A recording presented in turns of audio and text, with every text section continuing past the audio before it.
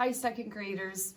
Another one of the lessons about Paul's missionary journeys is when Paul and Silas were in jail, in prison, and this book is called Jailhouse Rock. Jailhouse Rock.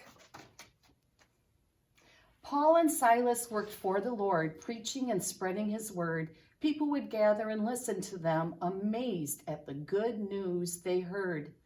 But some men got angry and threw them in jail. Poor Silas and Paul were in trouble. Their feet were in chains, the door was slammed shut, and the pair laid alone in the rubble.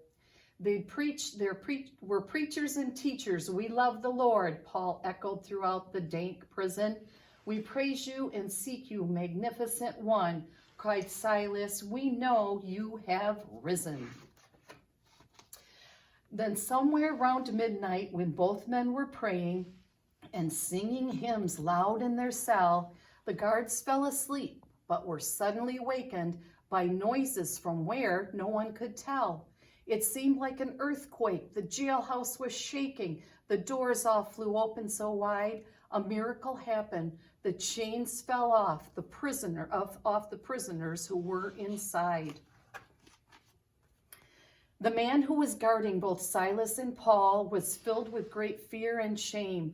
He thought that the prisoners had fled and escaped and that he would get all of the blame. In great desperation, he pulled out his sword. He was going to take his own life. He felt so unworthy and wanted to die. There seemed no way out of his strife. Wait, cried out Paul as he glanced at the jailer, who wept and groaned at his fate. We have not gone. Your prisoners are here. No one has passed through your gate. The jailer, confused and trembling with fear, called for guards to bring him a light, then rushed in to see what had just taken place on this panic and terror-filled night. Where are your chains? Who set you free? Why have you not run away? The jailer fell down by Silas and Paul. He humbly felt he should pray. Many moments did pass. The jailhouse was quiet, except for the men saying prayers.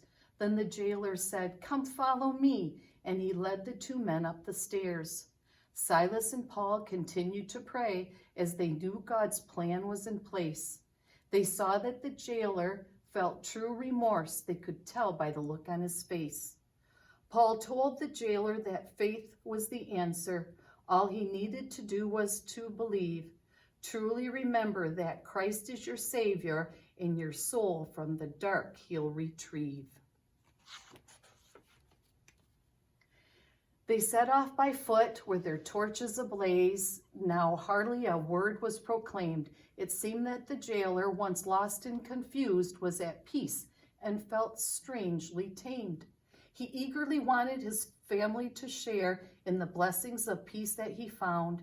So after a while, they arrived at his house, and he called them to gather around. The household was gathered as both Paul and Silas baptized each one who was there. The good news was loose. It seemed they were all eager to tell, to rejoice, and to share. What more could I ask for? The Lord is my Savior. The jailer was filled with thanksgiving. He looked up to heaven and gave God the glory, now feeling his life was worth living. Jailhouse Rock.